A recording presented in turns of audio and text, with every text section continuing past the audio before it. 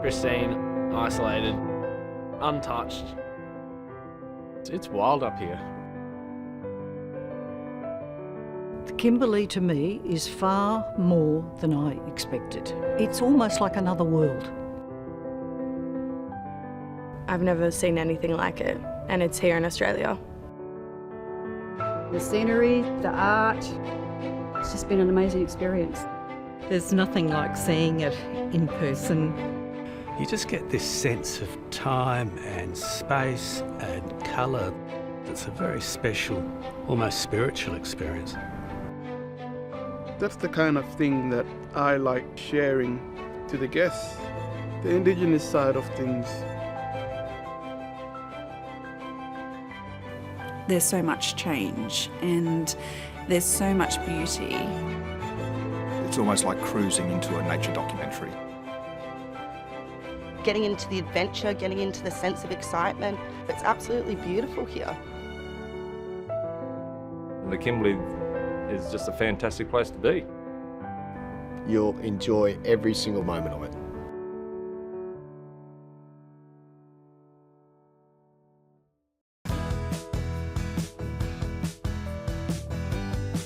Operating anywhere, local knowledge makes your excursions and your cruising a lot better. 98% of the Kimberley you can't access by road. So if you want to experience the true Kimberley area, it has to be done by sea because you physically cannot get to just about everywhere that we travel to. So it's really important for us to be able to look ahead, identify which locations are applicable for that particular tide on that cruise, so then we can deliver the best product on the day. With 35 years experience in the region, we've got a lot of information. So we need to have an idea of what we're doing in the ocean and a lot of experience with interpretation about all the geology and nature, all the wildlife we're going to see. We normally always have fully booked Kimberley trips on every vessel, and it's popular for the right reasons. I think it's a great trip. It's Australian culture and it's beautiful. And it doesn't matter how many times you come up here, it's always different. No two are the same. I think that's what the guests really love, is that they get to come here and it's a break away from reality. And we've got our younger crew. They're very good at their jobs and they're very formal, but at the same time can have a joke and a laugh with guests, which they really enjoy. If there's anything that we can do, please do not hesitate to ask. Again, if they're really awkward questions or difficult questions, David is your go-to. We tend to like to muck around with them and get to know them a bit more because we're a smaller vessel as well, so we're normally talking to them a lot more and see them around. The crew is fantastic. Yeah, they know how to put it on for you and they're just good. I call them kids, but yeah, I think they're real good kids and a great bunch. They're always happy. That's what you want. You're going to get a 15-minute call, probably a 10-minute call and a 5-minute call. But I'm going to have you trained up very well very soon. The crew are marvellous. They're so friendly, just make you feel relaxed and at home. There is no sleeping tomorrow, just to let you know. So that means you'll be having a 6 o'clock breakfast. Yes, I know it hurts a little bit.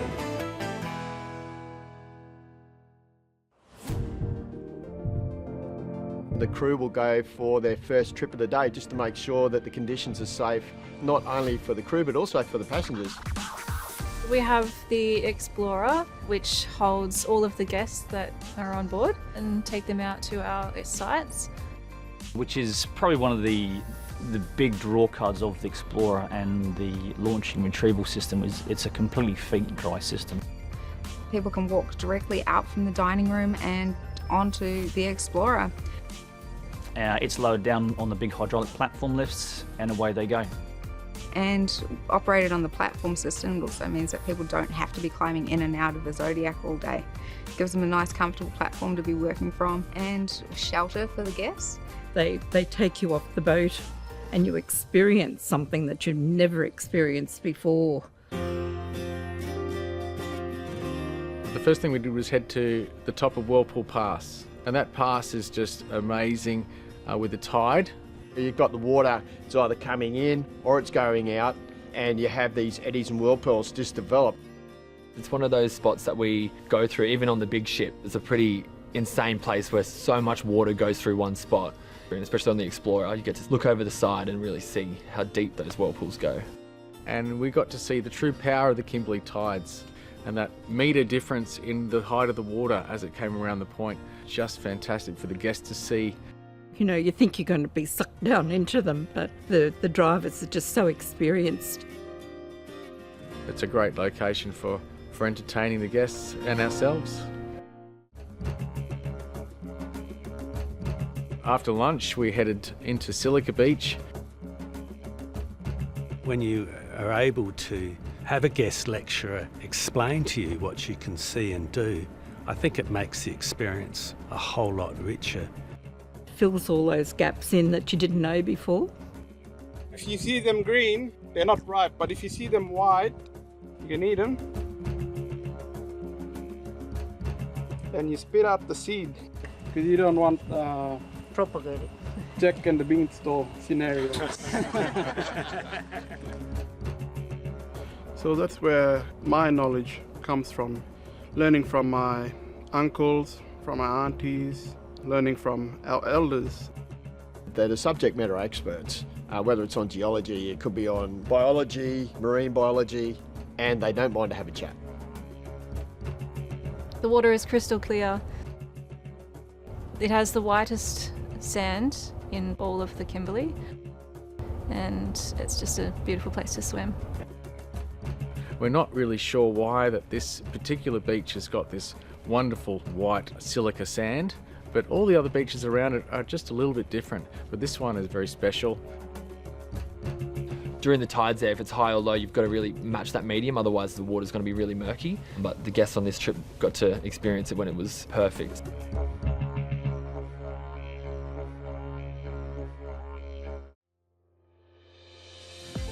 So today we had the opportunity to anchor up at Talbot Bay in the morning and experience the sunrise there, which is also home to the horizontal waterfalls. Between the 4 deckhands, we operate all of the Zodiacs and the Explorer. We get in there the night before, and then early in the morning we'll set up all the tenders, get everything ready to go. There's beautiful colours on the rocks and the cliffs, and we get to go into the gorge and just have a look, take some photos. The tide moving through there is insane. It is a horizontal waterfall. The horizontal falls are like a once-in-a-lifetime opportunity.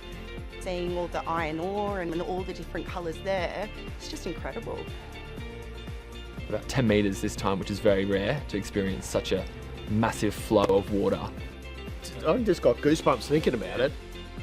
True power of the Kimberley tides at its peak flow, just amazing.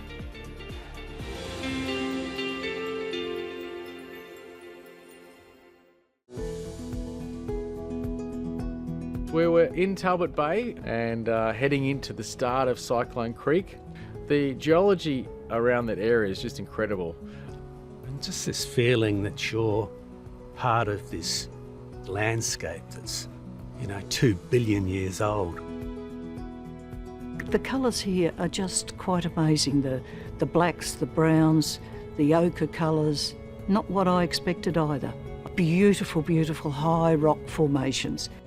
And it's wonderful. The Kimberley spent a lot of time on its own, then it reconnected with mainland Australia, then it had all sorts of tectonic forces lifting these big sedimentary layers up into the atmosphere, and you've got all this amazing history when you're staring at a lump of rock. And slowly the picture starts forming of how old this place is, how magnificent it is. It's just nothing like any other part of Australia.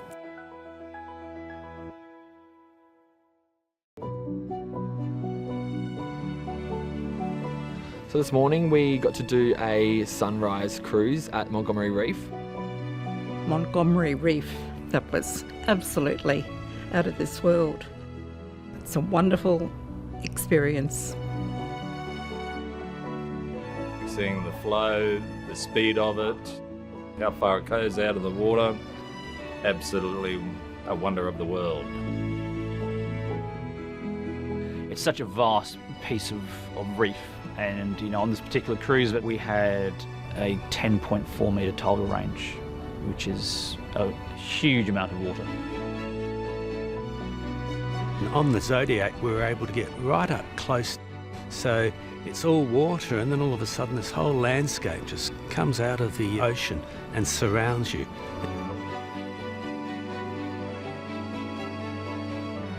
we can go into these places. We don't draw a great deal of water, so that's, that enables us to be able to do that. Only a certain amount of boats can go there per year, so it is a very special opportunity to get to see that.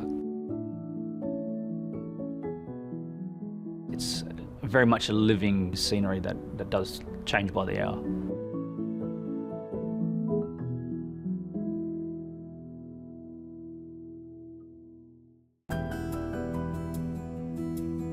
This afternoon, everyone went up to Redcone Creek.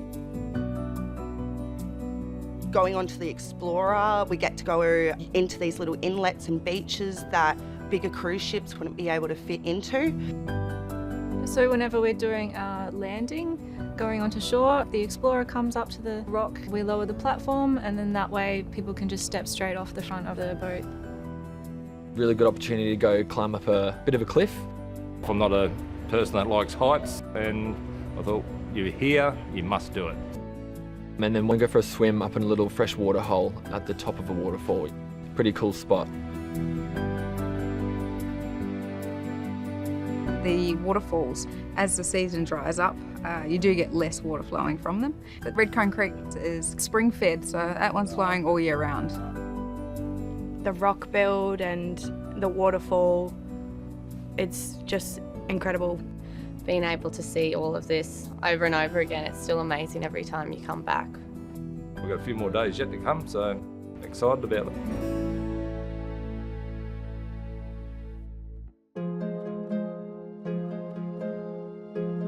What you get in terms of experience is a real sense of what both Australia and the world would have been like thousands and thousands and thousands of years ago. You can see the Kimberley by land, but it's completely different. I've done it personally on land, and coming on the water is just so much more phenomenal. Some amazing geology. You literally will arrive at an isolated beach and you'll be the only people there. It really is a very, very remote and isolated location. And then you're onto this wonderful tidal flat where there's all these marine life just waiting to be discovered. When we go to all these different places in the Kimberley, things change when you do these trips. The landscape, the animals. We get the whales that come up here. We've got crocodiles just floating past. We saw probably 4 1.5 to 2 metre crocs, having a little bit of a swim. Lots of sea life and dolphins, and the wildlife later in the Kimberley season comes out, so you get a bit more bird life.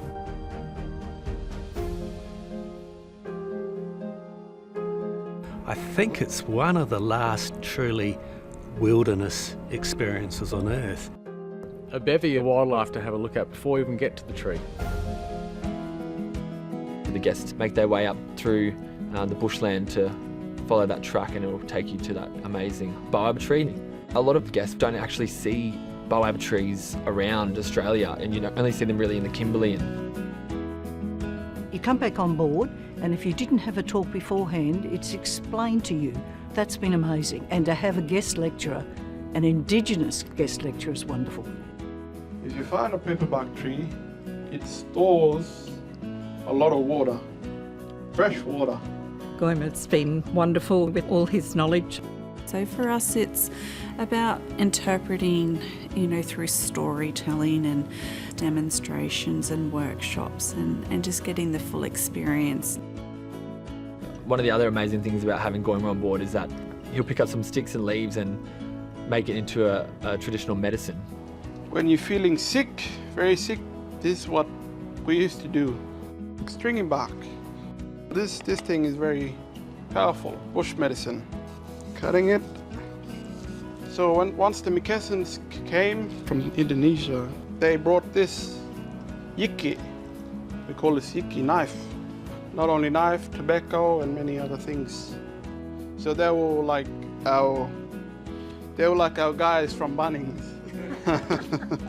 He's got such a wonderful personality. He's great. Sitting through some of their onboard presentations, you're so much more attuned the next day when you go into a region, and it just really adds to the experience when you're out on an excursion. So I worked with the coral expedition through adopted father of mine. His name is Ian Morris. Ian kind of became adopted by my grandparents, and my grandfather was Ian's mentor. In order to learn Indigenous science up there, I had to be good at language. I began learning the Indigenous languages very young. Then the old men could talk to you and tell you all the fine details. They didn't know how to say it in English. And that's what happened in Australia. English dominated, and it meant that Indigenous people weren't able to express all the fine details that they had. And it's very sad because the price we had to pay for that sort of linguistic ignorance was we lost all the knowledge that they had accumulated over 65,000 years of managing this land. It was the key to the whole environment. And it sort of stopped with language. So I was really keen to learn that stuff, their language and their science.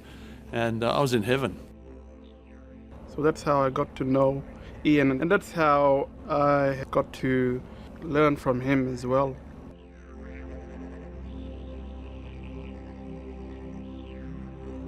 We saw some Aboriginal rock art that was here before the pyramids, it was here before the Sumatrans. So it's just an amazing sense of time. It's very special to be able to stand there and take in what someone has painted thousands of years ago. Walanda people have said it was probably around 40,000 years old.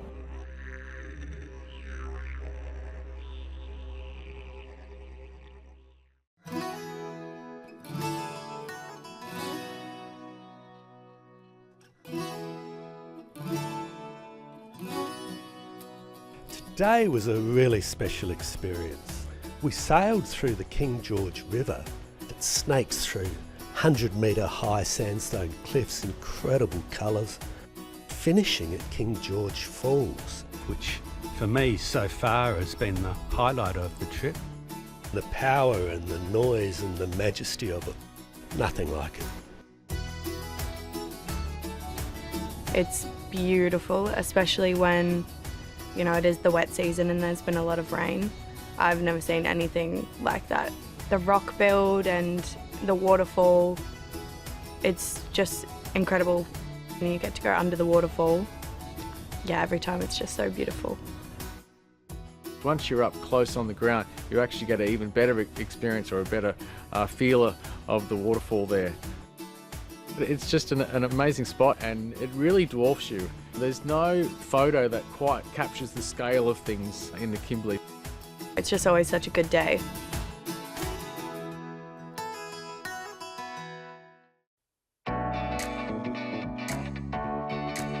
When we went over to the beach yesterday afternoon, that was probably my highlight of the sunset. It was amazing. We got greeted with champagne, beautiful nibbly tray they had. There was dancing, music. My family will be really impressed. Oh, they'll be impressed with the nut bush. And the guests, every time they come back, they're always smiling because they've always had a lot of fun. And everyone gets to come up, enjoy some pre-dinner drinks. Up to the sun deck bar, and they get an hour to an hour and a half up there enjoying the sunset while having a drink. Who wants to stop at 1? At sunset, which I think was around 7:15, the rocks were bright red, colour that I simply haven't seen anywhere else in the world. They amaze me all the time. The sun was just a bright red and orange, and even the sunrises are always beautiful as well. The scenery is incredible. It's a great time to get to talk to people and to find out more about them as the meals are. Getting to know the guests a bit more at dinner is always good. The food is just amazing. It's wonderful. There's always a choice. The food's incredible here. The 3 meals a day, you've got our buffets during the morning, and then our lunch and dinner are a la carte services. And then you'll have 3 different mains to choose from, and then a dessert. With all great people. If you just want to come up and stargaze, beautiful. It's always a really fun night.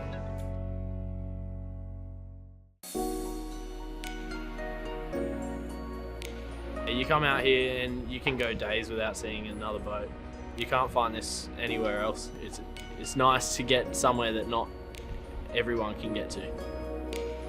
There's a serenity about the region, and going into those environments where it just feels, it does feel special.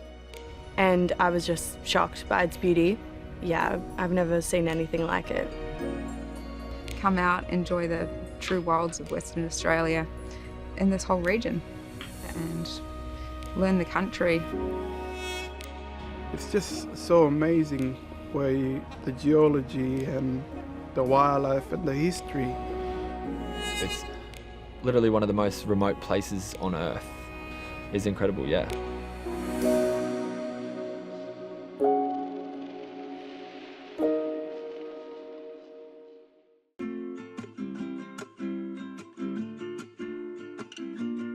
Well, I've never been on a cruise, and I don't think I actually want to get off this cruise. It's been a great experience.